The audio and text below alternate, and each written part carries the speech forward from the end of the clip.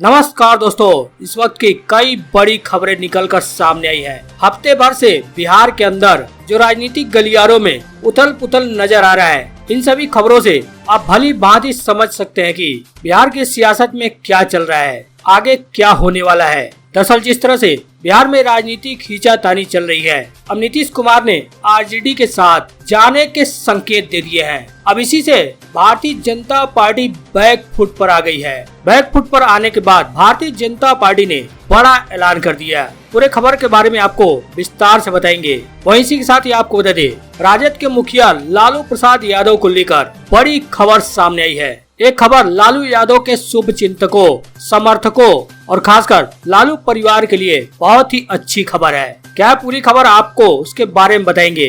वहीं इसी के साथ ही आपको बता दें, भाजपा जेडीयू में तल्खी के बीच अब मुख्यमंत्री नीतीश कुमार पर भाजपा विधायक भड़क गए हैं। साथ ही जेडीयू बीजेपी के बीच 50-50 के फार्मूले पर भी भाजपा के महासचिव ने सवाल खड़े कर दिए हैं। भाजपा विधायक और भाजपा महासचिव दोनों का आपको बयान बताएंगे। वहीं इसी के साथ ही आपको बता दें, अब लालू यादव की party RJD panchayat 2 web series के डायलॉग से अमित शाह और जेपी नड्डा पर तंज कसते हुए बड़ा हमला बोला है। अब आरजेडी का यह बयान पूरे राजनीतिक गलियारों में चर्चा का विषय बना हुआ है। क्या कह दिया आरजेडी ने, आपको उनका पूरा बयान बताएंगे। आगे बढ़ने से पहले आपसे एक छोटा सा रिक्वेस्ट है, वीडियो पर लाइक जरूर कर दें, चैनल को सब्सक्राइब करने के साथ ही घंटी को जरूर बजा लें। जहां बिहार में उतरते चढ़ते राजनीतिक घटनाक्रम के बीच राजद सुप्रीमो लालू प्रसाद यादव को लेकर अच्छी खबर सामने आई है। जी हां, लालू प्रसाद यादव को सीबीआई ने बड़ी राहत दे दी है। अब वो सिंगापुर जा सकेंगे।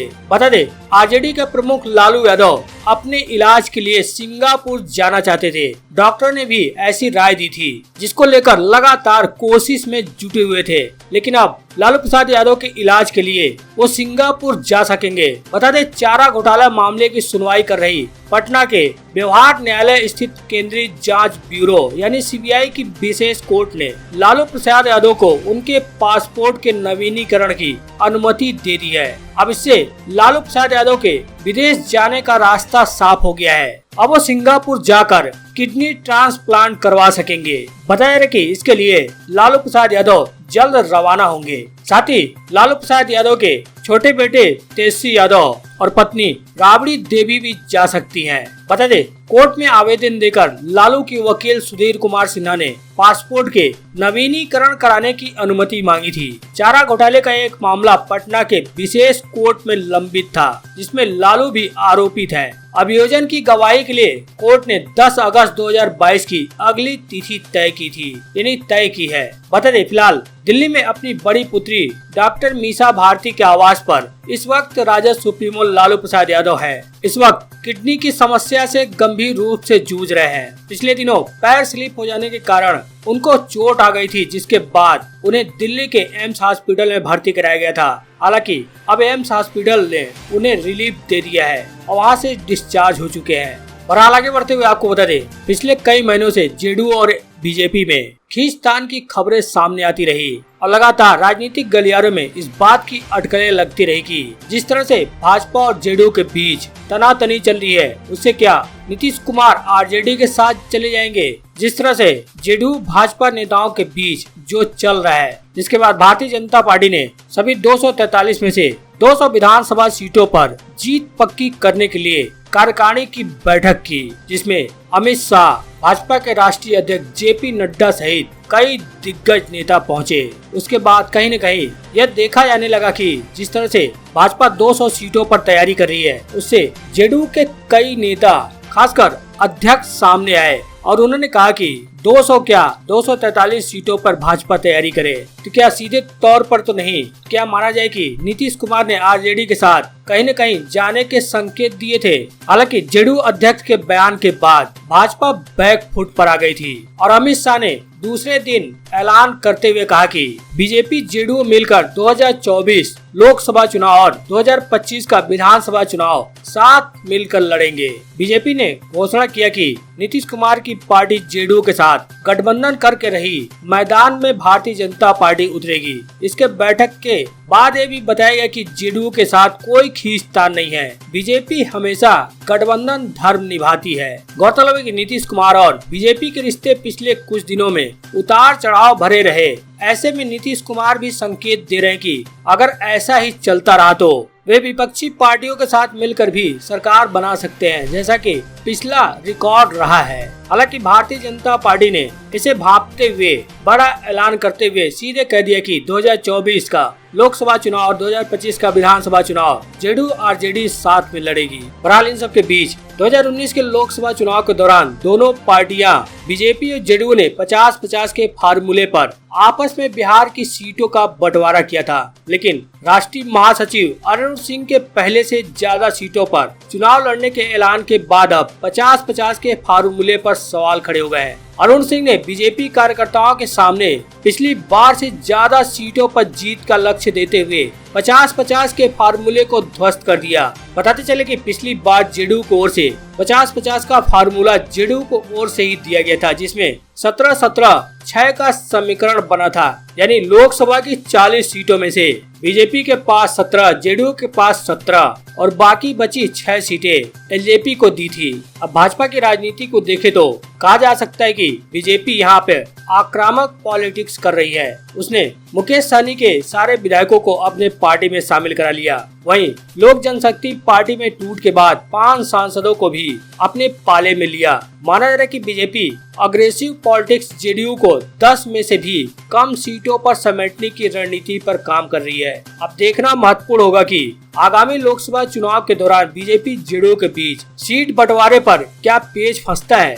बहरहाल इन सब के बीच नड्डा के एक बयान पर जहां आरजेडी ने तंज कसा है, तो वहीं जेडीयू ने कह दिया कि भविष्यवाणी ठीक नहीं है। जहां पटना में आकर भाजपा के राष्ट्रीय अध्यक्ष जेपी नड्डा ने क्षेत्रीय पार्टियों पर बहस तेज कर दी थी। उन्होंने कहा कि देश से सारी पार्टियां खत्म हो जाएंगी, सिर्फ रहेगी तो भारतीय जनता पार्टी। उन्होंने कहा कि हम अपनी विचारधारा पर चलते रहे तो देश से क्षेत्रीय पार्टियां खत्म हो जाएंगी। अब माना जा रहा है कि जेपी नड्डा ने यह बयान देकर खास तौर से बिहार की 2 बड़ी क्षेत्रीय पार्टियों जिसमें जेडीयू और राजद को निशाने पर लिया।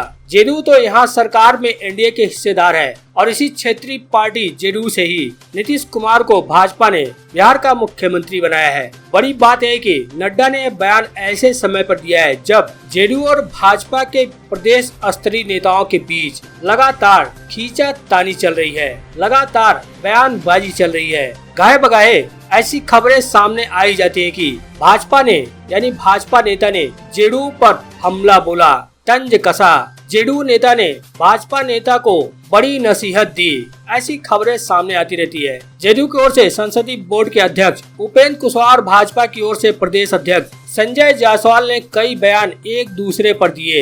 ललन सिंह के भी कई बयान हाल ही के दिनों में चर्चा में रहे। जाति जनगणना के सवाल पर और चर्चित अग्निपथ योजना पर भी जेडीयू की राह भाजपा से बिल्कुल अलग रही। लेकिन अब जिस तरह से जेपी नड्डा ने बयान दिया है कि सभी पार्टियां खत्म हो जाएंगी, बचेगी तो सिर्फ भारतीय जनता पार्टी, उस पर आरजेडी के वरिष्ठ नेता शिवानंद तिवारी ने कहा कि सारी पार्टियों के खत्म होने और सिर्फ भाजपा के बचे रहने से तो लोकतंत्र खत्म हो जाएगा।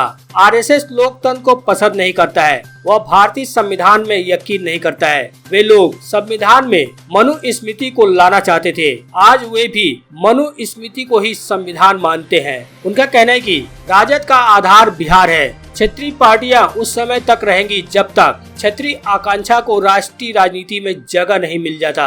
वहीं जेडीयू नेता एवं पूर्व मंत्री नीरज कुमार का कहना है कि राष्ट्रीय पार्टियों ने क्षेत्रीय आकांक्षा को पूरा नहीं किया तो क्षेत्रीय पार्टियों का उदय हुआ। ऐसे में कोई भविष्यवाणी ठीक नहीं है। बिहार की क्षेत्रीय पार्टी जेडीयू के बारे में तो अभी सभी को एहसास है, बीजेपी जनता दल जैसी पार्टियों के बारे में भी सभी को एहसास है। क्षेत्रीय पार्टियां राष्ट्रीय विमर्श में एक साथ खड़ी रहे, ये देश की बड़ी चुनौती है। वहीं आपको बता दें, अब आरजेडी ने जेपी नड्डा और अमित शाह पर तंज कसा है। तंज कसते हुए पंचायत 2 वेब सीरीज का डायलॉग बोला, कहा कि देख रहा है न विनोद। जी हाँ, वेब सीरीज पंचायत 2 के एक डायलॉग की खुमारी इन दिनों आरजेडी पर चढ़ चुकी है। इस चर्चित डायलॉग को लेकर आरजेडी ने बीजेपी पर तंज कसा। आरजेडी ने अपने ट्विटर हैंडल से एक का 2 ट्वीट किया। पंचायत 2 वेब सीरीज के डायलॉग देख रहा है न विनोद को लिखते आरजेडी ने अपनी बात कही है। आरजेडी ने पहले ट्वीट में लिखा कि देख रहे हो न विनोद, पटना में 2 दिन के आयोजन में फूल वाली पार्टी ने कितने करोड़ों फूंक दिए। एक ठेले वाला बोल रहा था गरीब राज्य में अधर्मी हराम का पैसा उड़ा रहे हैं। सीबीआई ईडी इनके पास नहीं जाएगा क्योंकि ये तो विपक्ष के लिए है ना। वहीं आरजेडी ने एक दूसरा ट्वीट भी किया।